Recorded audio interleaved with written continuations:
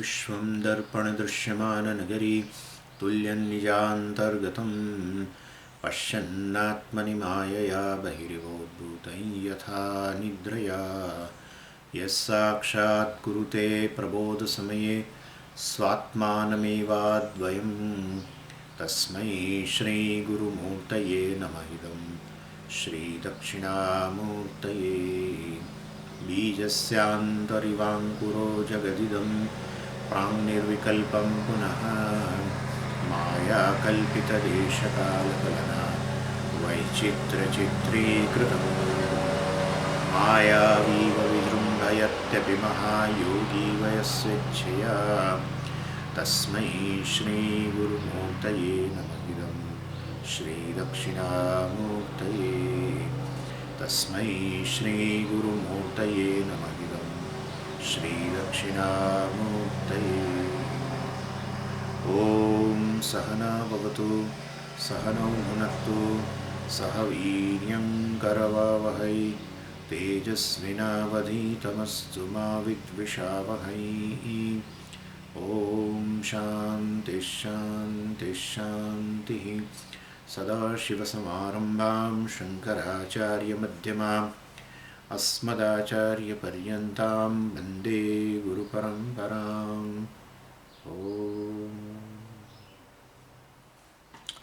So we were discussing, we have started with the Nyaya philosophy, and the three things have to be discussed.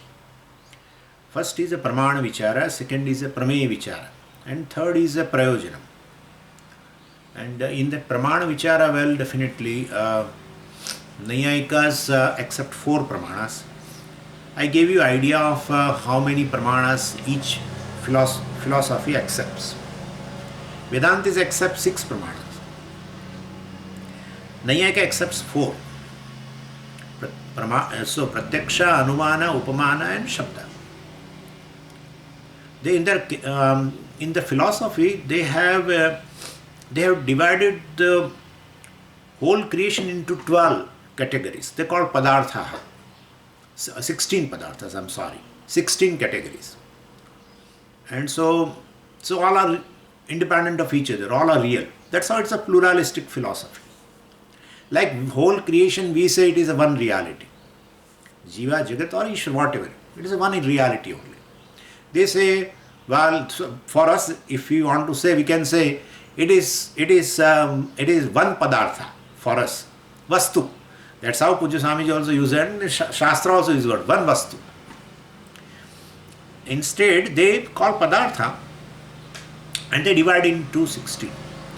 And Pramana, Prameya, Samshaya, Prayojanam, Hetvabhasa, Chalam, Vitanda, Jad, and all this we have discussed. And then, Buddhas who really don't like Nayayikas, they say, they really raise the question to Nayayikas, how do you know this Pramana? Everything is known, a thing is existing or not existing on the basis of Pramana operation. A means of knowledge, if you don't employ, you will never know a thing is existent or not. Whether a pot is right now there on my table or not, how will I know? At least I have to operate eyes. How will I know otherwise? And therefore, without Pramana operation, nothing is known. Existence or non-existence. You won't get any idea. So Buddhas asked to Nayayikas that, well, you have ascertained 16 categories. So first let us say Prameya. Okay, Prameya is known because you operate Pramana. Pot, which is a Prameya, which is on my table, is there or not, how? I operate eyes. I will know. So we understand. You have ascertained all these categories. Means all these categories are existing. Fine. That is very true. But then how will you know Pramana exists? That is one of the category. Right? Prameya and Prayojana and Samshaya and everything is existing. That's fine. How do you know Pramana exists? So he says Pramana is known by another Pramana. That Pramana is known by another Pramana. That Pramana is known by another Pramana. Well then, but last Pramana is known by what? So it's anavastha, right? It's anavastha. No, Pramana knows itself. If Pramana can never know itself. Pramana is not self-revealing thing. A self-revealing thing knows itself. And therefore, Pramana cannot know. Eyes doesn't know. Eyes do not know themselves. Ears do not know themselves. And therefore, that is also not correct. Then we asked to Bauddhas, you are very happy asking question to Nayayikas, you have put them into corner. Very good. What do you think? What do you think about Pramana's existence of Pramana? He said, we have nothing to say about anything. Because everything is ultimately is all Chatushkoti. Whether you are asking me you are Vedantin, you are asking me how Pramana exists, what's the evidence for Pramana? You are asking us like this, right? So we Shunyavadis tell you, we don't have that category called something is existing. That category itself is not there. Where is the question of then providing you evidence? Where is the question? For us, Pramana is there, we cannot say. Pramana is not there, we cannot say. Pramana is and is not, we cannot say. And so like that, Chatushkoti. So Pramana, it is in the form of a both, we cannot say. It is not both, that also we cannot say. Is and is not, we cannot say. So why should we provide you evidence for Pramana? This is all Shunyam. And therefore, this is not an answer, but they give an answer like this. And then Acharya, Bhashyakara gave a very beautiful answer, that everything exists on account of self-existing consciousness. And therefore, what is self-existence alone will prove the existence of everything else. What reveals itself will reveal everything else. What illumines on its own will illumine everything. Because other than that, everything is illumined by something else, something else, something else. Then lastly, whatever a illuminator should be self-illumining. And therefore, so the self-existent Sat, self-revealing Chit, that consciousness alone which is Satchit, and thereby it is Anantam, reveals everything including space, and therefore Anantam. The very space is revealed, space is existing on account of consciousness. And therefore Satchit is basically Ananda, Anantam, Purnaha. And that Atma provides an evidence for Pramana. And Prameya and everything ultimately. But anyway, Prameya, definitely, all other things you can definitely, whether it is existing or not, definitely you can know through Pramana operation. That is for true. But the very evidence of Pramana, whether Pramana exists or not, that is revealed by self-existent consciousness. And that is what Shastra also says. And therefore, so Pramana operation is required. Then Shunyavadi is quiet. Then Vijnanavadi comes. Vijnanavadi says, there is no external world. External world is not existent. So again we have to say on basis of Pramana. As I told you, whether this exists or not, is based on a Pramana, right? Pramana provides an evidence for this. So, external world is not there. It is just in the form of a Vijnanam. It is just in the form of a cognition. There is no independent existence other than the cognition. And therefore, there is no external world. Then again, on the basis of Pramana only we are arguing with the Vijnanavadis now. And that's a very beautiful sutra which I have started discussing in Brahma Sutra, where Bhashyakara has written a very elaborate commentary, clearing the position that, what we mean by mithya does not mean it is non-existent. So external world is mithya. And therefore, external world is mithya means external world is not there. It's just an imagination. That is what Vedantin says. It's not. We are not Bauddhas. We are not Vijnanavadis. Vijnanavadis do not accept existence of an external world. We accept external world, we accept the external world is existent. The category, ontological status, we will definitely tell it is mithya. So don't blame us that we call it as a maya or mithya. Maya or mithya does not mean non-existent. And so, well, we will prove to you on basis of pramana, pratyaksha pramana, that there is a external world. There is external world. And so that we have started discussion. I find this particular thing very, very important, by which we can refute whole Buddhism. In fact, whole Buddhism. Everything. Even Sautrantika and Vaibhashika, which I am going to discuss little later. There also, they accept external world, but it's almost non-existent kind of a thing. They say it is a sanghata, etc., of a parmanu, etc.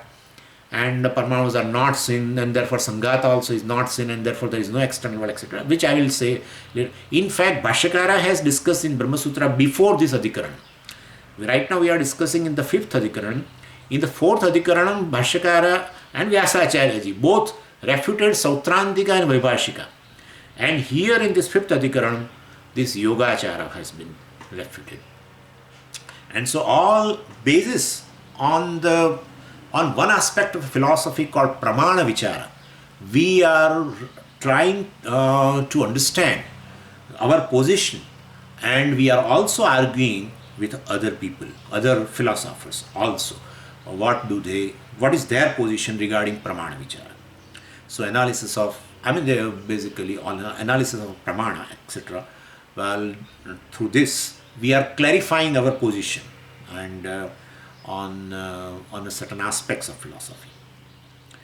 Anyway, so I will first see the general analysis of this sutra, Na Abhavaha Upalabdhehe. That is a sutra. There are several sutras, but we can't go in all. But this is the most important sutra, where Bhashyakara has written a very long bhashya on this. We are seeing just gist of that. We are not going into details of bhashya. So, Na Abhavaha Upalabdhehe. Na Abhavaha. So, there is no abhava, means absence or non-existence. So, abhavaha na. Don't say there is non-existence. Of what? Of external world. The external world is not there. Right? External world is non-existence. Na. It is not. It is there. Why? Upalabdhehe.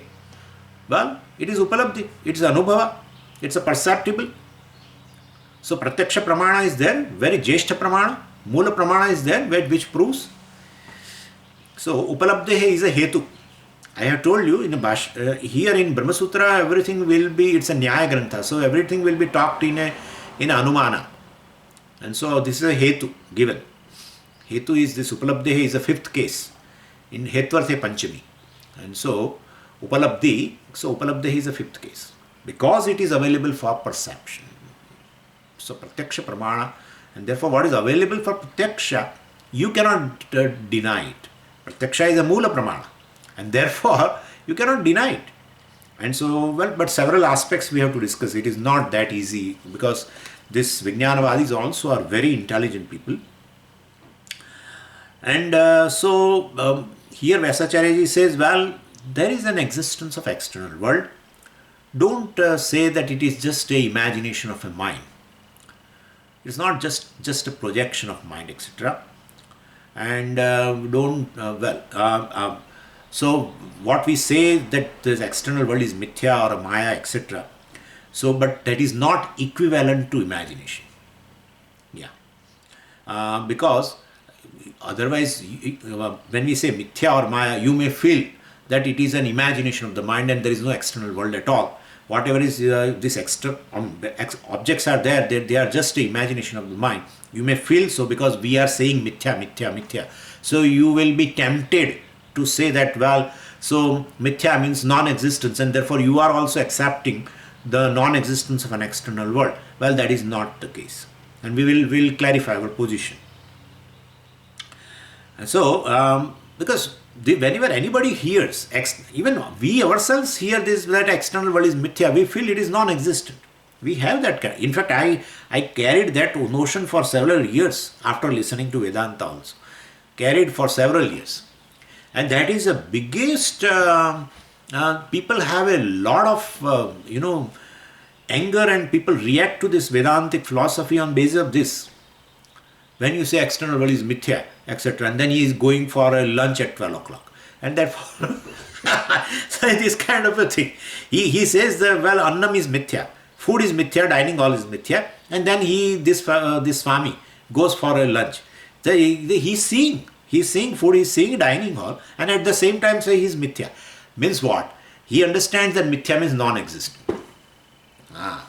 That's a problem. That's the biggest problem Ramanujavadis, Vishishtadvaitin also has against us. Dvaita Madhvacharya's philosopher, their followers also have against us. These Yogachara people also, they have this problem with us. In fact, many authors are there, they have published a book and they say, well, Shankaracharya ji, etc., well, he was basically a Buddhist only. He did not revive the Vedic Dharma. He revived Buddhism. That's how they say. Really, there are books on that. Anyway, so we will clarify here everything.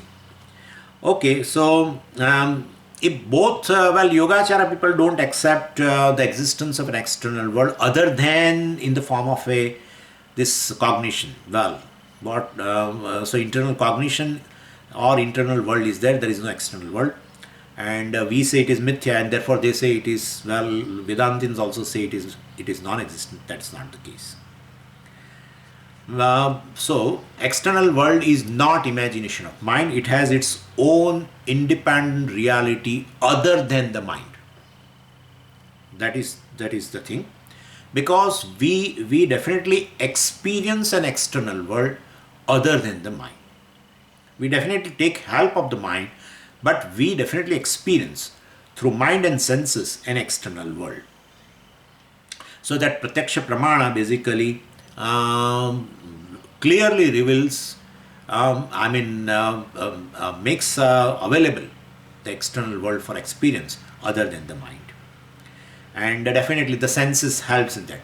And therefore, senses definitely reveal external world other than the mind. Definitely, mind is there behind the senses. That is another thing for experiencing. That's true. But mind, which is internal, and the senses which reveal the world which is external, and therefore these two are different entities. Mind and external world. Mind is alone is this external world. Well, that is a Yogachara.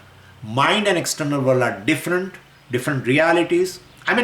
Different things, let's say, not different reality, have the same reality, but there are different things. That is Vedanta. So, this Pratyaksha Pramana definitely reveals this mind, external world, reveals external world other than the mind. Yeah, Pratyaksha Pramana cannot say that the external world is non-separate from the consciousness. That Pratyaksha Pramana cannot tell. Pratyaksha Pramana says that the external world is distinct from the mind. Pratyaksha Pramana cannot say that the external world is non-separate from the self. There you need another Pramana called Shastra. Yeah. So two things are quite distinct. One has its own domain, other has its own domain. Pratyaksha reveals the external world is distinct from the mind. Shastra reveals external world is non-separate from the self. Anyway, our recent discussion is on this only, that external world is distinct from the mind. So Yogachara people says, no, external world is not distinct from the mind. So-called external world is just in the form of this momentary consciousness, cognition, etc. That is mind. And Advaitin says, external world is distinct from the mind, revealed by Shastra, revealed by Pratyaksha Pramana. And so that is how we have a distinction also, subject and object. Yeah, subject and object. But Swamiji, subject means an experiencer. But experiencer is what? Experiencer is what? No, I am experiencer, I am saying. I am experiencer. I am experiencer means aham vritti. That's mind. Yeah, that's mind. Pramata is a mind. Ahankara is a mind. If we are not able to appreciate Pramata as a mind, Ahankara we know is mind. Manaha chittam, buddhi and Ahankara. So very aham vritti arises. That alone becomes a pramata, well, but then no, Swamiji, aham vritti cannot be a pramata. Aham vritti is basically, it's a inert entity. That's true. That's true. And pramata is a conscious entity, Swamiji. And therefore, well, definitely pramata must be this consciousness. No way. Aham vritti arises and then, well, consciousness, reveals it. That's called Chidabhasa. And therefore, aham vritti with Chidabhasa is a pramata. That's we are going to see, of course, in a 10th chapter of Panchadashi. I am a Sakshi. I am a Sakshi of all the thoughts. I am Sakshi of a Buddhi, Antakaranam. That is me. Not Aham Vritti and Idam Vritti, whatever the Vrittis are there, I am a Sakshi of that, distinct from both. Whether it is a Pramata or Prameya, whatever it is. And therefore, ultimately, so basically, the I am experiencer and the external world is experienced. Who creates this subject-object division? Who creates subject? Through Pratyaksha, right? If Pratyaksha itself is not there, where is the question of subject-object division? Suppose there are no senses at all. Suppose, just think. No eyes, no ears, nothing. How will you know the distinction of a subject-object? Object means an external world I am saying, and subject I am experiencer. That's an object of experience. How will you know? Senses are there which reveal, of course, the external world. And well, Pramata, who is inside, experiences the external world through the senses. So this division is there, very clear division. So Pratyaksha reveals the division between subject and object. Pramata and Prameya, both. Very beautiful. Shastra reveals, well, basically the external world and mind, everything is ultimately non-separate from Atma. Pratyaksha reveals that mind and the external world are distinct. So this is a big difference. Pratyaksha reveals mind and external world are distinct. Shastra reveals mind and external world, both are mithya, both are non-separate from Atma. That's a big difference between them. So we basically Vedantins, well, we have a Shastra as a Pramana. We are Astikas. Bauddhas are Nastikas. They don't accept Veda as a Pramana. And therefore there is nothing, such a thing called mind and external world non-separate from consciousness. That kind of thing they don't accept, because they don't accept Veda as a Pramana. But we accept Veda as a Pramana, and Veda reveals this. And well, so this is a big difference. So don't blame us that we are Buddhist. Don't blame us. And being non-separate we call mithya. Therefore it is mithya. Yeah. What is non-separate from consciousness is mithya. Whole world, why mind and why external, both everything ultimately is non-separate from consciousness. Therefore it is mithya. But we don't say they are non-existent. In fact, mithya means it borrows existence. Yeah. Mithya means borrows existence. Mithya means not non-existence. Mithya means which borrows existence. So which appears existent but which does not exist independently is a mithya. And therefore it's a big difference. So many blame since 1200 years. Vedantins are Buddhist only. Gaudapada is a Buddhist. And Prachanna Bauddha. Shankaracharya ji is a Buddhist. Prachanna Bauddha. See, they also say mithya, maya, everything is this maya. And it's all mithya. Means, okay, so they don't accept creation. We accept creation. We accept mithya creation. Which is available for transaction, which borrows existence, we accept. Available for transaction. Non-existence thing is not available for transaction. We accept the creation is available for transaction. What is available for transaction, yet it is, which is not real, is mithya. So, therefore, it's an entirely different game. I am trying to clarify further and further because I have read a lot about this Vedantis and Buddhists are one alone, etc. Well, anyway, one of the author on Shankaracharya's realism, he also wrote the same thing. He said, well, from the he has written very beautifully. He says, from the standpoint of a mind, see this, from the standpoint of a mind, the world is external, real, and distinct from itself. From the standpoint of a mind, world is external, real, and distinct from the mind itself. Well, but then from the standpoint of Atma, the whole world is inside, mithya, and non-separate from the Atma. He said that. Shankara's realism. He has written so beautifully he wrote this. Very nicely he made that distinction. Anyway, so abhavaha na upalabdhehe. So basically this, the abhava, the external worlds, the non-existence of external world cannot be established because upalabdhehe, because it is, we are experiencing constantly through our senses external world. Anyway, yeah, and so, and nobody has this kind of a confusion except Buddhist. Nobody has this kind of a confusion that the external world is basically non-separate from the mind. And well, such a confusion is nobody has. Yes. Now, so far as memory is concerned, yeah, memory also is a mind, right? It is also a thought. But in a memory, there is no external world. There is just in the form of cognition. Whatever.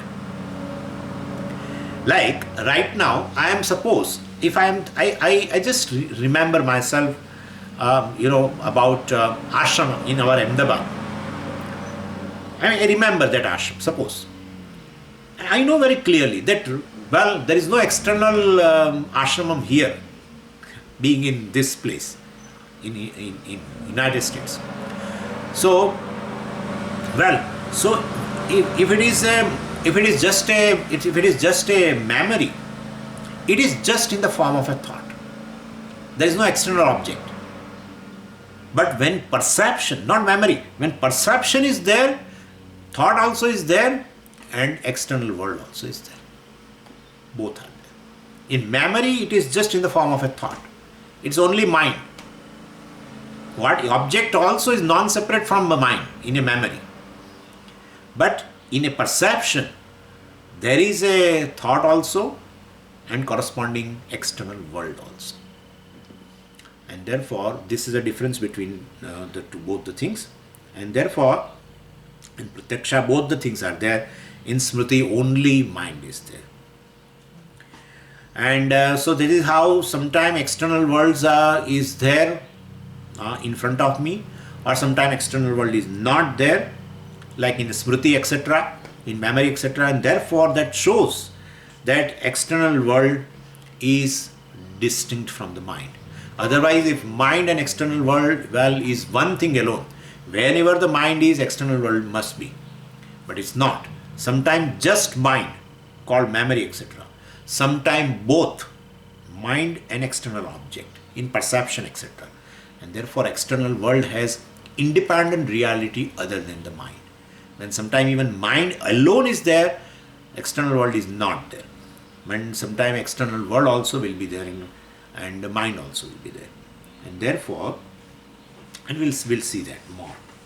So, and therefore, and some more argument. Yeah, if external world basically has no independent existence other than the mind, well, then I would never do any activity in order to acquire the objects of external world.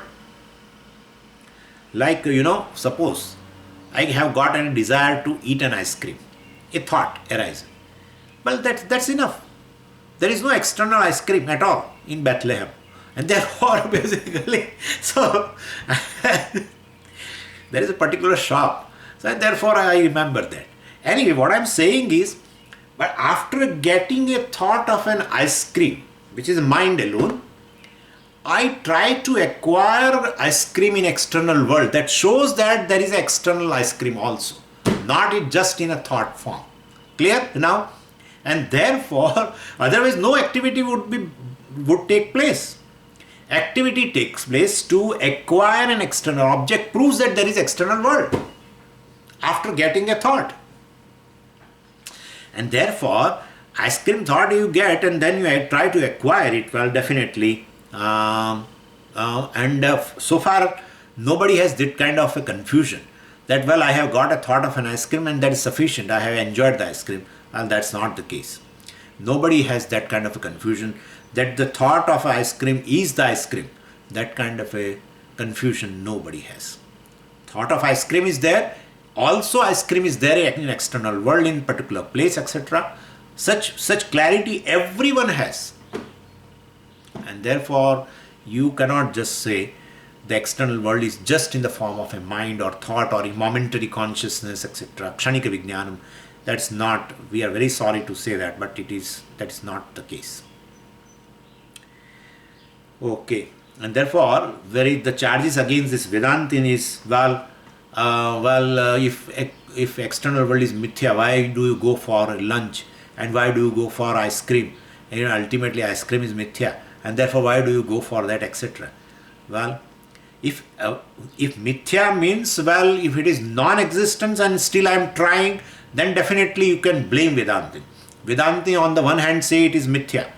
And if mithya means a non-existence, and still that Vedanta is trying to get a non-existent thing, then you can blame that we don't have a proper understanding of mithya.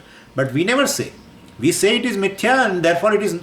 In fact, what is mithya is existing, not independently existing. Our mithya and your shunyam. Your shunyam means your brother's shunyam is not one thing. Is not one thing. Yeah. In fact, what is available for transaction, that is how the Vyavahara takes place. For us, mithya means a reality called empirical reality available for transaction. Non-existent thing is never available for transaction. In all the 3 periods of time, what seems to be existing, available for transaction, that is mithya. And therefore, I will go for lunch at 12 o'clock. Okay? I will see dining hall. Dining hall is mithya, I will say in the 10:30 class, and then at 11:30 I will definitely go. I will definitely go. Yeah. Why should not I go? Yeah. I am hungry and therefore I will go there. Yeah. To basically, to appease my hunger, there is an external object. I accept it. The one who is hungry is equally mithya, and that object also which appeases my hunger, that dal vada, etc., whatever, also is mithya. That is how the transaction takes place. Okay? Not that I am real and that is unreal.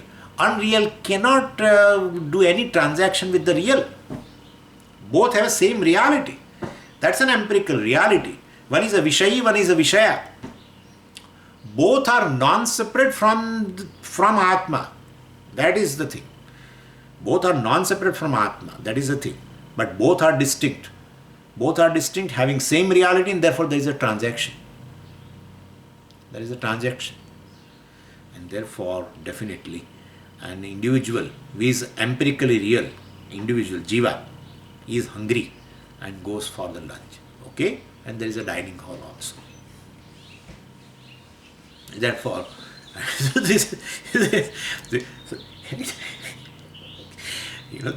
say, if everything is mithya, then in a plate, how do you see a dal vada, and how do you see chutney, and how do you see that roti, and how do you see the dal? Because mithya means you will not be able to see anything. It's all non-existent. People have told me also. Such buddhas are there. So they not understand. Mithya means non-existent. That's all they feel.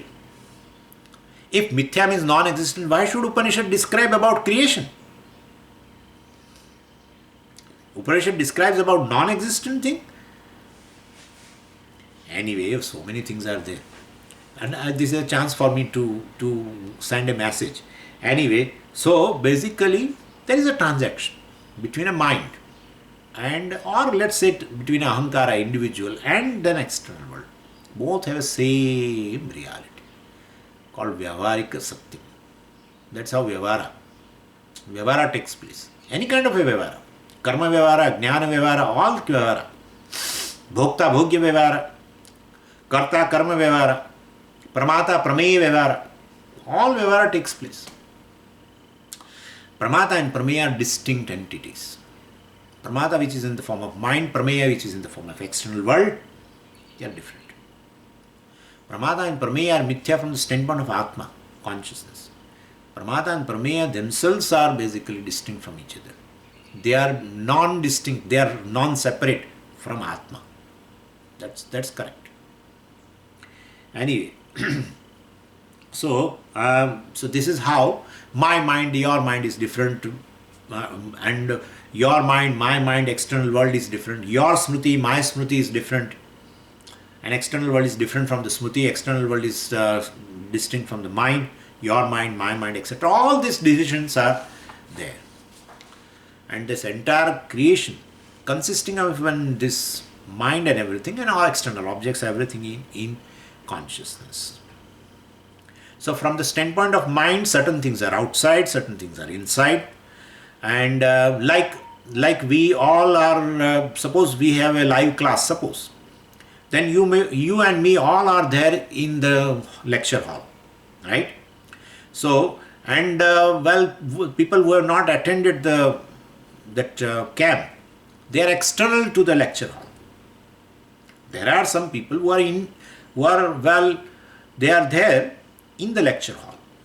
So, and there are some people who are outside the lecture hall. Some are inside the lecture hall. That's correct. From the standpoint of a wall. But from the standpoint of avakasha, all are inside. So basically from the standpoint of a mind, some are internal, some are external. And therefore there is the external world. Yeah. But from the standpoint of Atma, mind and external world, everything is inside. That's how. And so Pujya Swamiji also explained this lecture hall example is there. I'm just giving you a reference. Is there in a Who Am I book. You kindly refer it. So there he gave this example. Because ultimately consciousness is all pervading. Consciousness is pervading. Consciousness is who? I am a consciousness. Therefore everything is inside you. But then everything is inside you, then I should be able to seek on all the objects simultaneously. Because all are inside me. Therefore I will be. Then Pujya Swami says, from the standpoint of mind, certain things are external, certain things are basically inside. From the standpoint of Atma, they are all inside. But from the standpoint of mind, some of them are inside.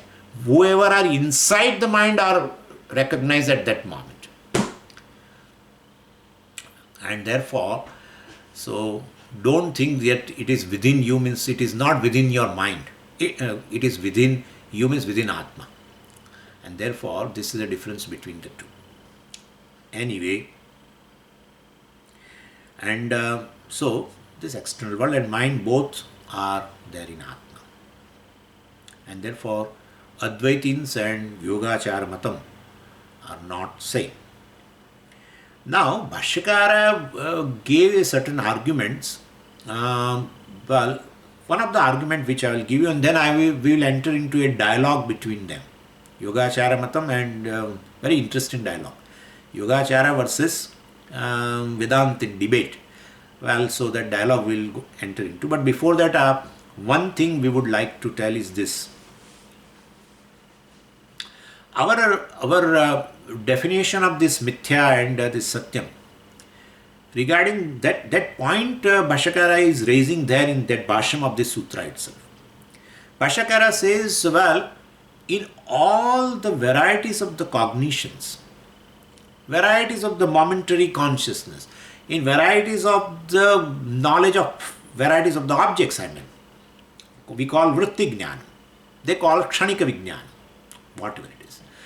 In varieties of the kshanika vijnanam, in varieties of the vritti jnanams, one thing is which inheres in all vritti jnanam, in all cognitions, and other thing keeps on changing. Like when you say, let's say part consciousness, means part knowledge, vritti jnana, or part cognition, same thing. There I'm using different words, but you understand it. So part cognition you say, well, or part knowledge you say, or part consciousness. Part consciousness, and then clip consciousness, book consciousness, computer consciousness. Well, what inheres in all these cognitions, what inheres in all kshanika vijnanam, or what inheres in all this knowledge of various objects, well, that consciousness or knowledge is inheres in all. Gata jnanam, pata jnanam, klip jnanam, etc. That jnanam inheres in everything. And other than that, what is there? Well, the objects, right? Knowledge of every object. In that, objects keep varying, but that knowledge or consciousness does not vary.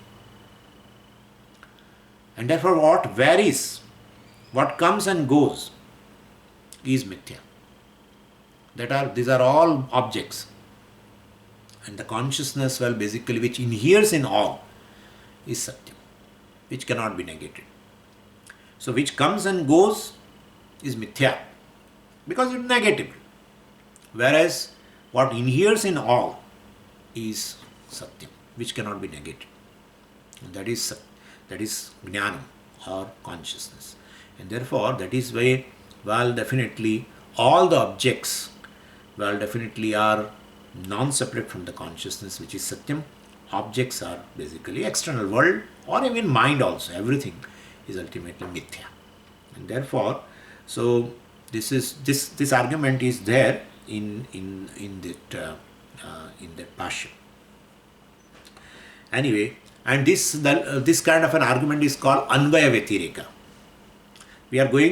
He is going to use this in a debate. That's how I'm telling you this. We have done it, anvaya vyatireka, in where, in the first chapter of a Panchadashi, we did that. And while doing that avasthatraya viveka, we have done that this particular argument we have used, that in avasthatraya, means in Jagrat avastha, in waking state, in dream state, and in deep sleep state, well, this consciousness inheres in all, cannot be negated. Yeah, the objects of, the waking objects, well, definitely, and the waker, both are negated. And then dream objects and dreamer comes. So dream objects and dreamer push aside basically the waker and the waking objects. But the consciousness cannot be eliminated. And then, well, the deep sleeper and, definitely when push aside the dreamer and dream objects both. And therefore, definitely, so in the avastha, different avasthas in different states of experiences, well, certain things are coming and going, but the consciousness which inheres in all definitely is satyam, it cannot be negated. And the waker, dreamer and deep sleeper, well, they negate each other. Waking objects, dream objects, etc. also negate each other, and therefore they are mithya. And therefore, basically, so we have a satya-mithya relationship of this kind of a thing. And so that's been told there. What is mithya means? Mithya means what, etc. This, and what is satyam has been told there. Atma alone is satyam, and the external objects, well, external world or the mind, etc. is mithya, non-separate from the satyam. Now the dialogue between this Yogachara and Vedantin, and well, we will try to establish. He will try to establish that there is no independent reality of external world other than this mind or kshanika vijnana. And we will try to establish that there is a independent reality or independent existence of the external world other than the mind or kshanika vijnana. That's what we will try to establish. Now Vedanti first says this. Bahya prapanchaha asti. External world is there. Why? How? Pratyaksha pramana siddhatva. Because it is established through a perception, pratyaksha pramana, which is a very strong pramana. In fact, that is the basis of all the pramana, That pramana, that means of knowledge, reveal the external world, and therefore there is external world. Yogacara people says, well, the very thought, the very cognition, and the object of cognition both exist together. You cannot prove any external object other than the thought. And so, well, object and the cognition of the object, well, both exist together. And therefore, like, they call it as a saha upalambaha. Saha upalambaha means whenever you say the external object is, well, at that time, there is a corresponding thought in the mind. And therefore, the external world, the existence of an external object is totally dependent upon the thought. If there is no thought pertaining to that given object, well, where is the existing external world, external object? And therefore, saha upalambaha. So basically, the thought in the mind, kshanika vijnana, that momentary consciousness, well, or that cognition, well, proves the existence of external world. So that is how we are saying there is no external world independently existing other than this cognition or momentary consciousness. Momentary consciousness, because the thought is momentary, and that thought having a consciousness, of course, as a chidabhasa, of course, is there, and therefore it is a conscious thought. That is called momentary consciousness. It is a momentary, right? And therefore, so momentary consciousness alone proves the existing world, existence of any object in the world. Like when I say table, right? When I say table, means table is. How do you say table is? Because there is a table thought, table consciousness. Other than table consciousness, how will you prove table is? How will you prove? How will you prove table is means the table is existing? How will you prove other than table consciousness? No. And therefore, definitely, that is how we are saying there is no external world at all. What exists is only internal world. And therefore, so table and table knowledge, table consciousness exist together. And therefore, we should not accept existence of an external world, except one thing. Because both the things together are there, right? Table, existing table and table consciousness go together. And therefore, well, definitely, let us accept one thing, table consciousness. So, kshanika vijnanam is alone is the world. There is no external world. And he says, very interesting, yat sattve yat sattvam, because he says, Anvaya Vyatireka, you only told, right? Just few moments before, right? Yeah. See now, I will prove that. Yat sattve yat sattvam, yad abhave yad abhavaha, tat tasya karanam. Vijnana sattve vastu sattvam, jagat sattvam. Vijnana bhave jagat abhavaha. So vijnanam is there, means this cognition is there. That's they call vijnana. So that vijnanam is there, then you say, well, the vastu is there, external world object is there. If that is not there, how will you say that external object is? So vijnana bhave vastu abhavaha. Vastu means external object, external world, part of external world. Vijnana sattve vastu sattvam. Vijnana bhave vastu abhavaha. And therefore vijnanam alone is the reality. Try to prove independent existence of external world other than the vijnanam. Try to prove. We are not able to prove. Right? And therefore, they say this Anvaya Vyatireka. Anvaya Vyatireka is a method to prove a relationship between a cause and effect. So he says, Vijnanam is a karanam for the external world. Vijnana sattve vastu sattvam. If Vijnanam exists, the cognition exists, then object of cognition exists. Naturally, external object exists. If there is no non-existence of an Vijnanam, non-existence of external world, what is the reality then? Vijnanam alone is a reality.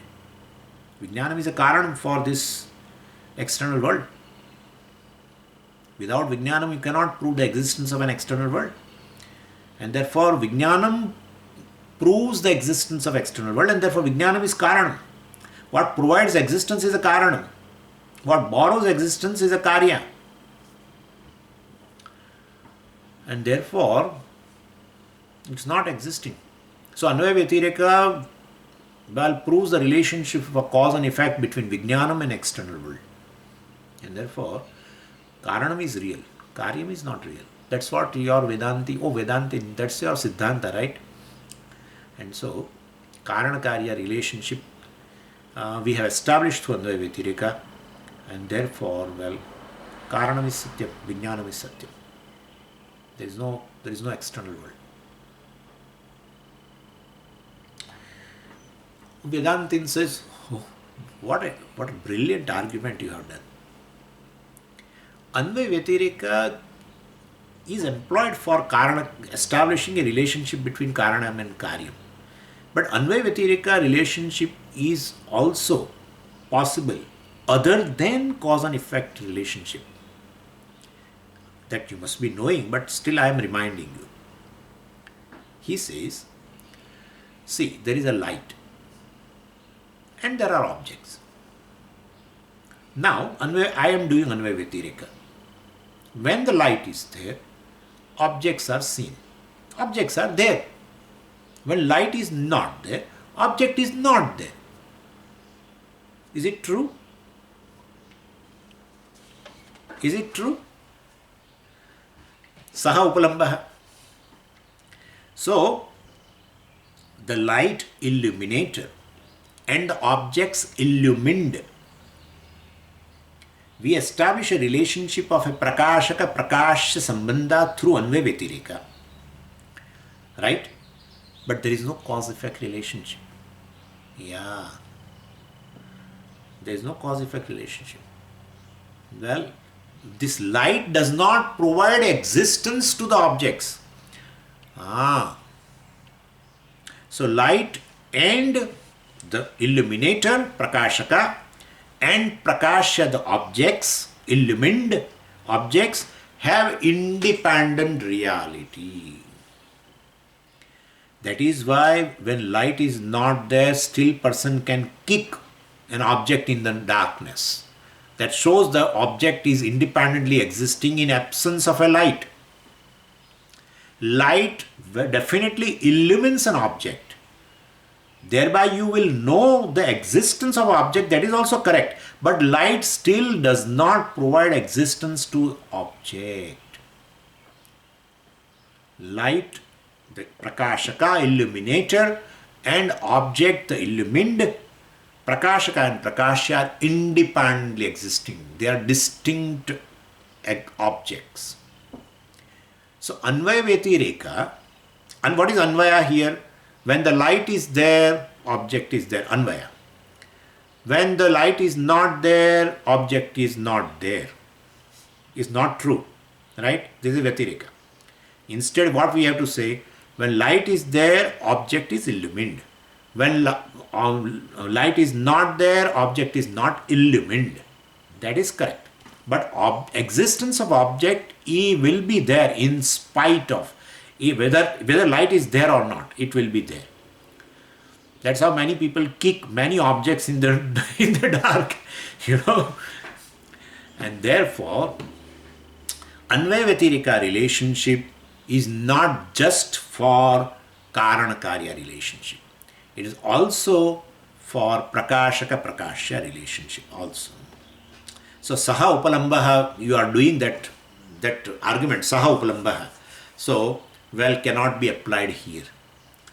It's, Vijnanam is there and then external world is there. Vijnanam is not there, external world is not there.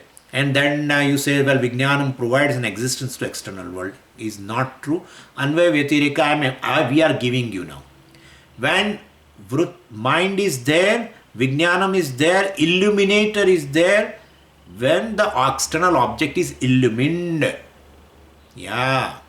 When external world, when the Vijnanam is not there, right? When Vijnanam is not there, illuminator is not there, external world is not illumined. So, not Karan-Karya relationship, it is Prakashaka-Prakashya relationship. Both are existing independently. Mind also exists and the external world. Both are independent of each other. No one provides existence to each other. They have a relationship of a Prakashaka-Prakashya relationship. Vritti is basically illuminator. Mind is a illuminator of external world. Not mind provides existence to the external world.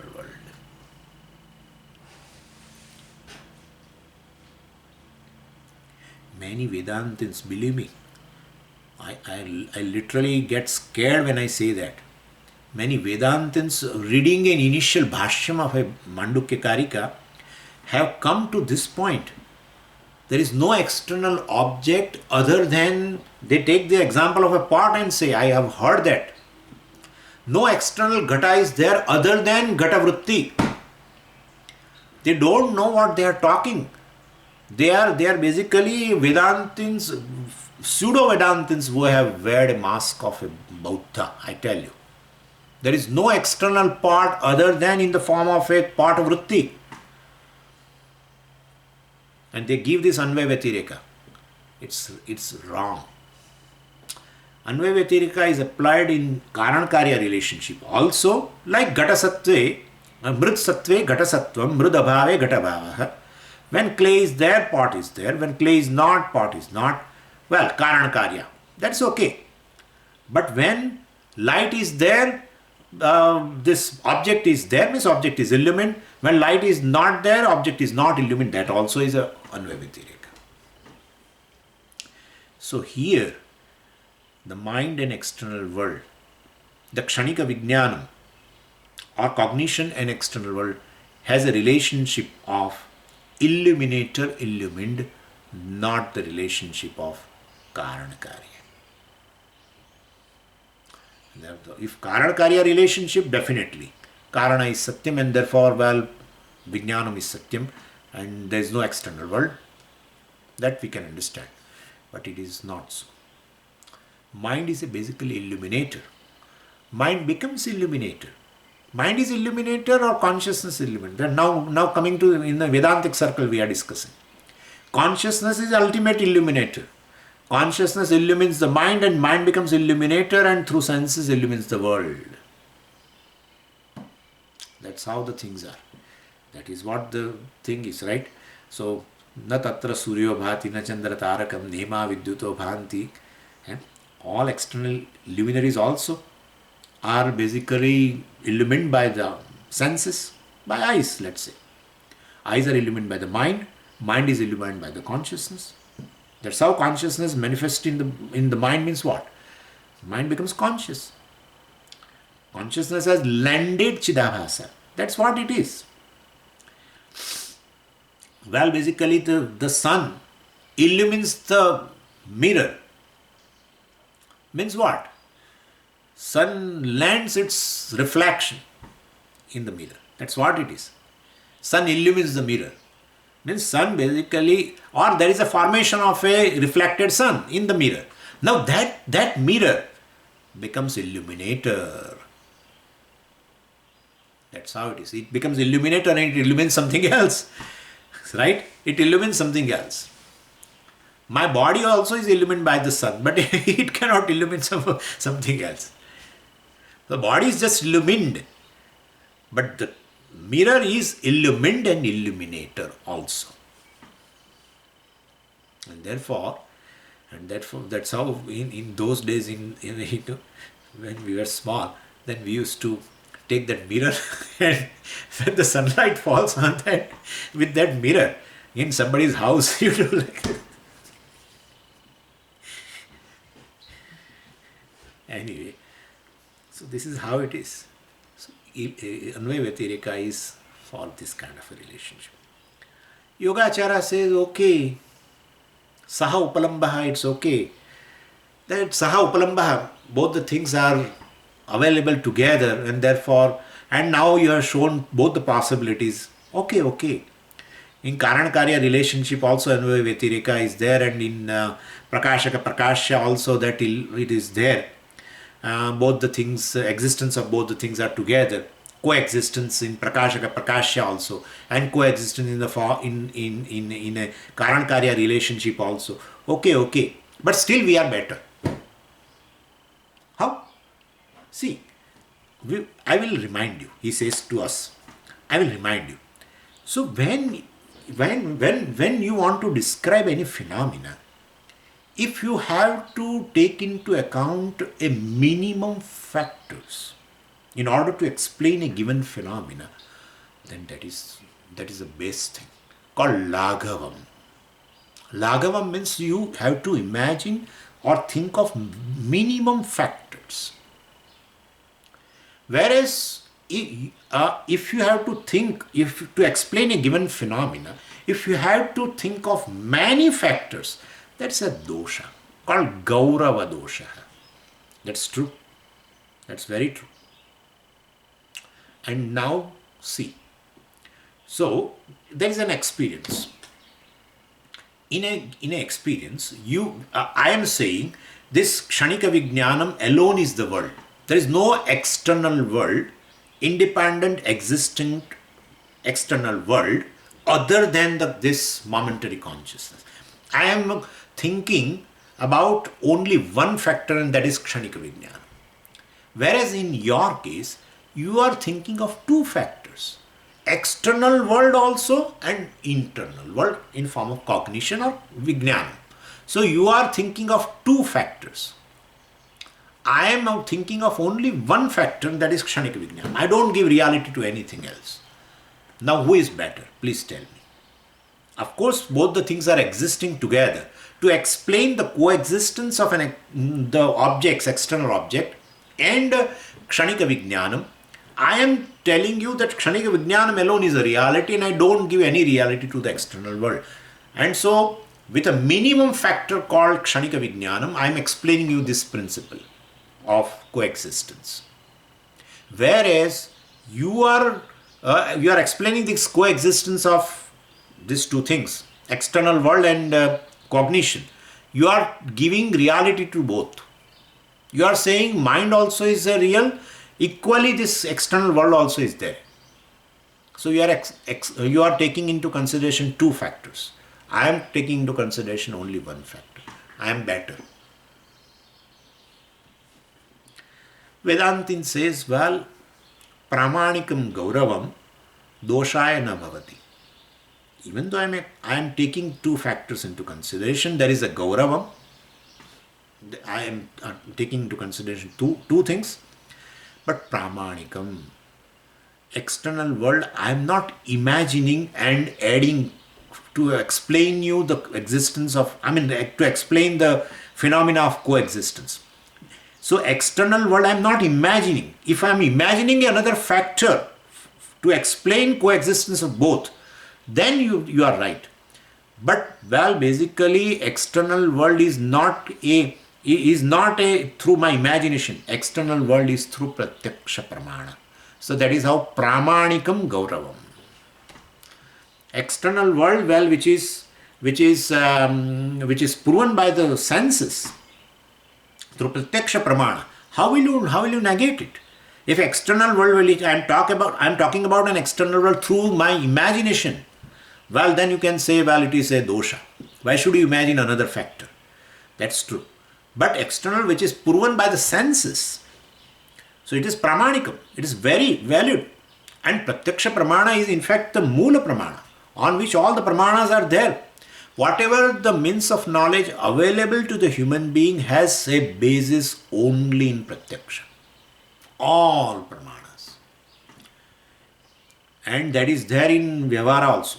Everywhere, ultimate evidence is pratyaksha pramana. Yeah, whether it is a court or anywhere. who has witnessed this incidents, they give a weightage. Because there is nothing else other than that. So far as the worldly matters are concerned, well, available means of knowledge to the human being, six, all. But then basis is pratyaksha. And so all other, anumana is based on pratyaksha, upamana is based on pratyaksha, everything based on pratyaksha. Anyway, and therefore, well, that is, even though it is, the second factor is there, but that second factor is a valid factor, not imagined factor. And therefore, and so there is an external world and internal world also. That cognition, etc., is there. And so that's possible. Well, Vijnanam is there and external world is not there, that is possible. And Vijnanam is there and external world is also there, that is also a possibility. In memory, etc., only Vijnanam and only mind.